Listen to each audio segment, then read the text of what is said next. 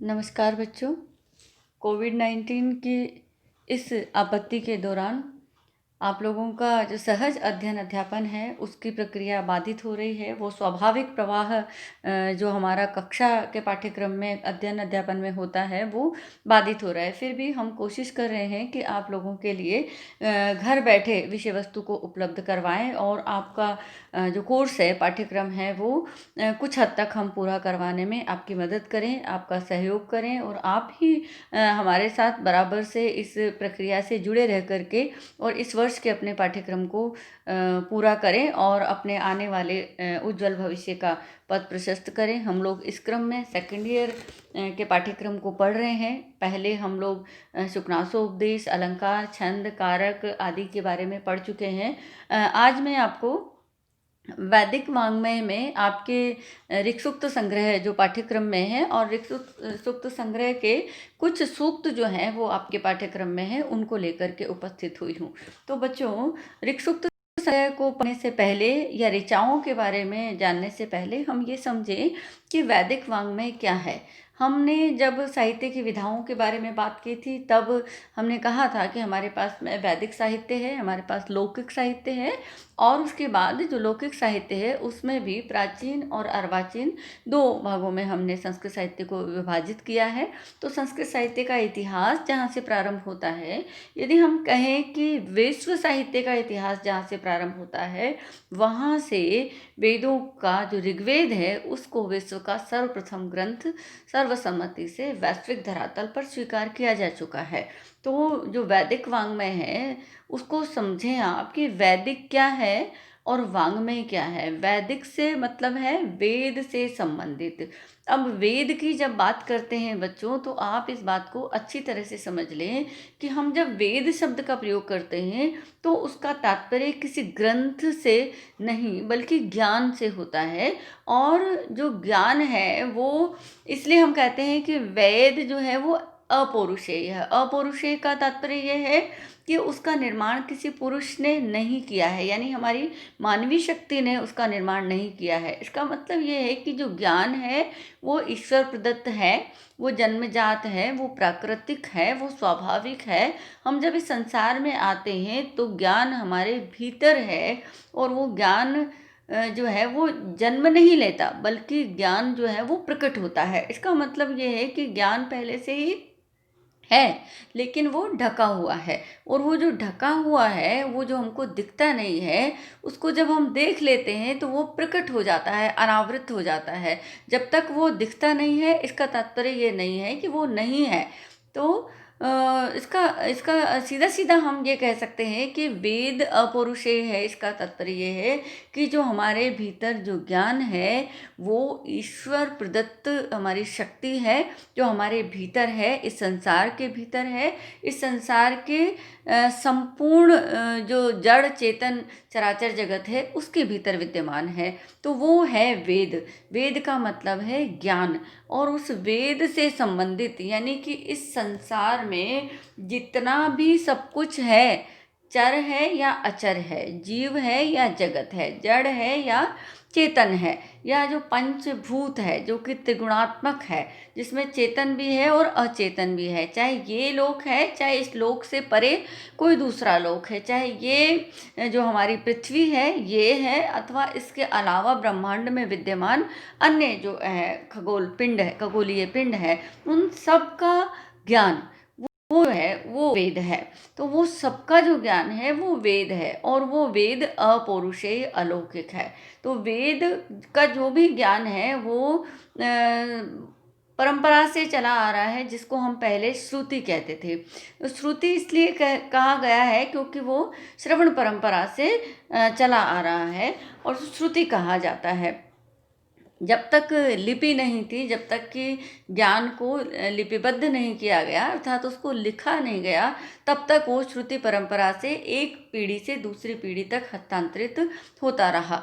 तो श्रवण परंपरा से ज्ञान प्राप्ति का विधान होने के कारण या ये पद्धति होने के कारण उस समय वेद जो है उसको श्रुति कहा गया। और जब श्रुति को यानी कि जो ज्ञान था हमारा पूरा, उस ज्ञान को जब हमने एक जगह संग्रहित किया, उसको जब हमने जोड़ा, जब हमने उसको एक स्थान पर एकत्रित किया, तब हमने उसको कहा संहिता। संहिता का मतलब होता है जोड़ना। तो जोड़ है उसको, संधि जो है उसको हम संहिता कहते हैं। तो जब ज्ञान का वर्गीकरण करके हमने उसको संहिताबद्ध किया, उसको एक स्थान पर श्रृंखलाबद्ध किया, या उसको वर्गीकृत किया, या उसको हमने एक व्यवस्थित तरीके से विभाजन किया, तब हमने उसको संहिता कहा। तो वेद है और श्रुति है और संहिता है, ये तीनों हम क्यों कहते हैं? इसको हमने देखा कि अपौरुषेय है, ईश्वर प्रदत्त है जो ज्ञान, और इसलिए हम वेद कहते हैं। उस वेद को श्रवण परंपरा से हम एक पीढ़ी से दूसरी पीढ़ी तक हस्तांतरित करते आए हैं, उसको हम श्रुति कहते हैं। जब हमारा संपूर्ण ज्ञान है उसको उसको जब हमने संहिताबद्ध किया है, वर्गीकृत अथवा एक स्थान पर एकत्रित किया है, तब हम उसको संहिता कहते हैं। ये जो हमारे वेद हैं, अथवा ये जो हमारा श्रुति साहित्य है, अथवा ये जो हमारी संहिताएं हैं, इनको ज्ञान की प्रकृति के आधार पर हमने 4 भागों में विभाजित किया है।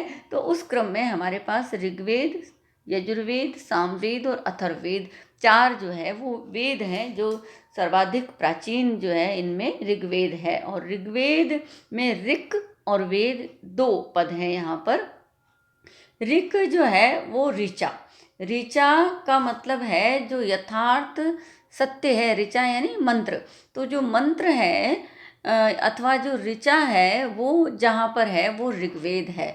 तो जहाँ पर ऋचाएँ हैं, जहाँ पर मंत्र हैं, वो ऋग्वेद है। और मंत्र जो है उसका अगर हम व्याकरण सम्मत अर्थ करते हैं तो मननात् त्रायते इति मंत्रः, मनन करने से जो रक्षा करता है, जो इस ब्रह्मांड में जो अलौकिक शक्तियाँ हैं, जो दिव्य शक्तियाँ हैं, उनका स्मरण, उनके गुणों का स्मरण, उनका संरक्षण, उनका आराधन, उनकी उपासना, उनके स्वरूप का परिचय, उनके बारे में जानना, उनको सुरक्षित करने का तरीका जो है वो उसका बोध करना, ये सब करने से इस जीवन की, इस ब्रह्मांड की रक्षा होती है। इसलिए उसको हमने मंत्र कहा है। और उसमें ऋत है। ऋत मतलब यथार्थ सत्य, यानी कि इस विश्व में, इस ब्रह्मांड में जो दिखाई दे रहा है और जो वस्तुतः है उनको जान लेना, ये ज्ञान जहाँ पर होता है वो ऋचाएँ हैं। तो ऋचाओं वाला जो वर्गीकरण है वेदों में, जो ऋचाएँ जहाँ संग्रहित है उसको ऋग्वेद कहा जाता है। और ये ऋग्वेद जो है वो सर्वाधिक प्राचीन है। तो इस ऋग्वेद के कुछ सूक्तों का संग्रह जहाँ किया गया है, वो ग्रंथ आपके द्वितीय वर्ष के पाठ्यक्रम में ऋक् सूक्त संग्रह है। और ऋक् सूक्त संग्रह जो है वो जहाँ से एकत्रित किया गया है, उस ऋग्वेद का जो संपूर्ण संग्रह है, उस ऋग्वेद के संग्रह को 10 भागों में विभाजित किया है, 10 मंडलों में विभाजित किया है। तो ये जो विभाजन है वो 2 प्रकार से किया गया है। एक जो विभाजन है वो हम करते हैं, उसमें मंडल होते हैं, उसमें अनुवाक होते हैं, उसमें सूक्त होते हैं, और सूक्तों में मंत्र होते हैं। तो ये सारा का सारा जो ऋग्वेद है वो 10 मंडलों में विभाजित है। और जो ये 10 मंडल हैं वो 10 मंडल अनुवाकों में विभाजित है। वो जो अनुवाक है वो सूक्तों में विभाजित है, और जो सूक्त हैं उनमें मंत्र हैं, वो मंत्रों में विभाजित है। तो ऋग्वेद में कुल जो सूक्त हैं वो 1028 हैं, 10 मंडल हैं, और जो सबसे ज़्यादा जो सूक्त हैं वो 191 10वें मंडल में है और पहले मंडल में है। तो इस तरीके से वैदिक साहित्य के अंदर हमने जो है मंडल, अनुवाक और सूक्त और मंत्रों का जो विभाजन किया है। और ये जो अध्ययन जब हम करते हैं तो हम ये देखते हैं कि इस मंडल में कौन से अनुवाक है, उन अनुवाकों में कौन से सूक्त हैं, और जो प्रत्येक सूक्त है उसका अपना देवता है, उसका जो दर्शन करने वाला उसका एक ऋषि है, और उसमें क्योंकि ये पद्य में है तो छंदोबद्ध है तो उसका अपना एक छंद है। और इन सब का ज्ञान हमको जब हम सूक्तों का अध्ययन करते हैं तो उसमें हमको होना चाहिए। और जो दूसरा जो विभाजन है वो जो है अष्टक, अध्याय, वर्ग और मंत्रों के रूप में है। तो तो इसके आधार पर जो ऋग्वेद है उसको 8 अष्टकों में विभाजित किया है और प्रत्येक अष्टक में अध्याय है, उस अध्याय में वर्ग है और वर्ग जो है उसमें मंत्र है। तो इस तरीके से जो है उसमें ऋग्वेद में मंत्रों की संख्या को विभाजन करने का अपना अपना 2 तरीके का जिसे कहें कि पद्धति है, 2 तरीके की, 2 तरीके का उसका विभाजन किया जा सकता है।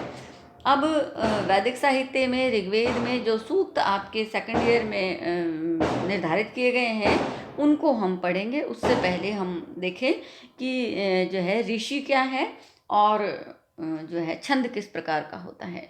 तो यदि हम बात करते हैं सूक्तों की और सूक्तों में मंत्रों की और मंत्र को जो देखने वाले ऋषि हैं उनकी, ऋषि पद की परिभाषा वैदिक व्याकरण की जो परिभाषाएं हैं, वैदिक व्याकरण के जो शब्दार्थ हैं, पदार्थ हैं, वो निरुक्त जो है उसका व्याकरण है।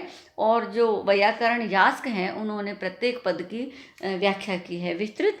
तो उस व्याख्या के दृष्टिकोण से यदि हम देखें तो ऋषि जो पद है उसमें दृष्ट धातु है और दृष्ट धातु से व्युत्पन्न ये है का मतलब है कि स्तोत्रों को जो देखता है वो ऋषि होता है। ऋषि दर्शनात् ऐसा उपमन्यु के मत में कहा गया है। तो जो दर्शन करता है यानी कि जो देखता है, यथार्थ सत्य को जो देखने वाला है वो ऋषि है।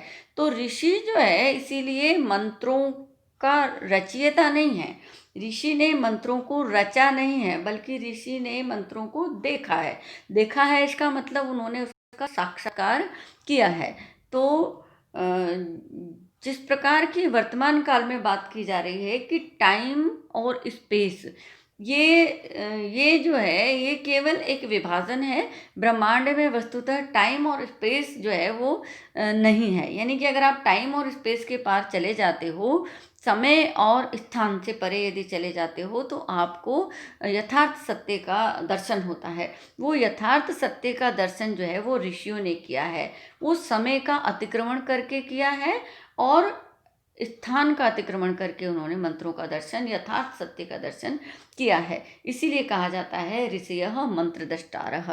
जो मंत्रों के दृष्टा है वो ऋषि है। वो तो इस बात को, इस भेद को समझें बच्चों कि ऋषि जो है वो मंत्रों के सृष्टा नहीं है, बल्कि वो मंत्रों के दृष्टा है। इसका मतलब उन्होंने मंत्रों को लिखा नहीं है, बल्कि उन्होंने मंत्रों को देखा है। इसका मतलब मंत्र में जो यथार्थ सत्य है उनको उन्होंने रचा नहीं है, बल्कि इस ब्रह्मांड की जो रचना है उसको उन्होंने देखा है, उसका साक्षात्कार किया है और जिस सत्य का उन्होंने साक्षात्कार किया है उसको उन्होंने कहा है मंत्रों के माध्यम से। और ये मंत्र जो है, ये जो यथार्थ सत्य का दर्शन जो है, यही इस ब्रह्मांड की रक्षा करने का सूत्र है, मूल मंत्र है। इसका ध्यान, इसका अवधान, इसका मनन, उसका चिंतन, उसका दर्शन करने से और यथार्थ सत्य का ज्ञान होने से ही ब्रह्मांड की रक्षा होती है। ये संदेश जो है वो ऋग्वेद देता है। तो यहाँ पर जो है ऋषि जो है मंत्र दृष्टा कहे गए हैं। और प्रत्येक जो आपका मंत्र है उसमें छंद है। और छंद की जब हम बात करते हैं तो छंद के बारे में जब हम वेदांगों की बात करते हैं तो इसमें शिक्षा, कल्प, व्याकरण, निरुक्त, छंद, ज्योतिष, ये 6 जो है वो वेदों को समझने के लिए साध्य के रूप में प्रयुक्त किए जाते हैं। तो छंद को वेदों का पद कहा गया है, पाद कहा गया है, सॉरी। छंदः पादौ तु वेदस्य। छंद जो है वेद के पैर हैं। तो पैर क्या करते हैं बच्चों? पैर जो है वो चलाने का काम करते हैं, गति देने का काम करते हैं। तो जो है छंद के माध्यम से वेद गति करता है, यानी कि उसका उच्चारण होता है, उसको जो है वो पढ़ा जाता है। तो छंद जो है वो वेद के चरण है। यदि वेदों को यदि हम पुरुष माने तो वेद रूपी पुरुष जो है इन छंद रूपी चरणों के आधार पर खड़ा रहता है, खड़ा होता है। तो संपूर्ण वैदिक साहित्य जो है वो छंदोबद्ध है। और ये छंद जो है वो इतना महत्वपूर्ण है कि छंद वेद का पर्याय ही कहा जा सकता है।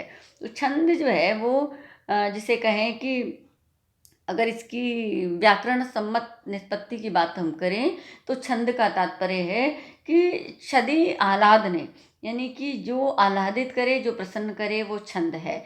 और यास्क के निरुक्त की बात यदि हम करें तो छंदांसी छादनात्, इसका मतलब ये है कि जो आच्छादित करे वो छंद है, यानी कि जो ढक ले, जो आवरण दे दे वो छंद है।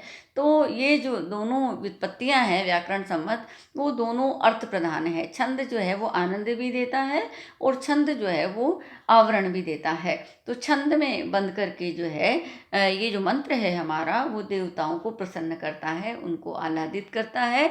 जो उसका उच्चारण करने वाला है उसको भी आह्लादित करता है। पूरा का पूरा वैदिक वाङ्मय जो है वो छंदोबद्ध है और छंद जो है वो उसमें अक्षरों का उसमें सीमा रहती है कि अक्षर के आधार पर छंद का निर्माण होता है।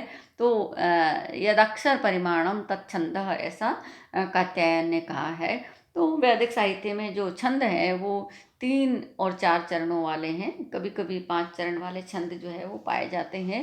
तो गायत्री, उष्णिक, बृहति, त्रिष्टुप, अनुष्टुप, जगति, पूर्व, उष्णिक आदि छंद जो है वो वेदों में पाए जाते हैं। सो सर्वाधिक छंद जो है वो त्रिष्टुप छंद का प्रयोग हुआ है। और ये जो है छंद का उद्भव कहाँ से हुआ, इसके बारे में बात जो है वो वेदों में कहा गया है कि इसका श्रेय देवगण को जाता है। और उस प्रकार का यथार्थ जिसे कहें हम तथ्यात्मक कि छंद का निर्माण हुआ या छंद प्रकट हुआ, लेकिन वह कहा जाता है कि गायत्री का जन्म अग्नि से, उष्णिक का जन्म सूर्य से, अनुष्टुप का जन्म सोम से, इस प्रकार से छंदों के जन्म हुए हैं, ऐसा माना जाता है। तो इस छंद है प्रत्येक मंत्र का, प्रत्येक मंत्र के ऋषि हैं और प्रत्येक मंत्र का एक आराध्य देवता है। उस देवता को आधार बना करके ही उस सूक्त की रचना की गई है। तो इस तरीके से मैंने आपको बताया वेदों के बारे में और ऋग्वेद के बारे में, और ऋग्वेद के जो ऋषि हैं उनके बारे में, ऋग्वेद में प्रयुक्त जो छंद है उनके बारे में। अब कुछ सूक्त जो है आपके पाठ्यक्रम में निर्धारित किए गए हैं, उनको क्रमबद्ध रूप से पढ़ेंगे। आज के लिए इतना ही, धन्यवाद।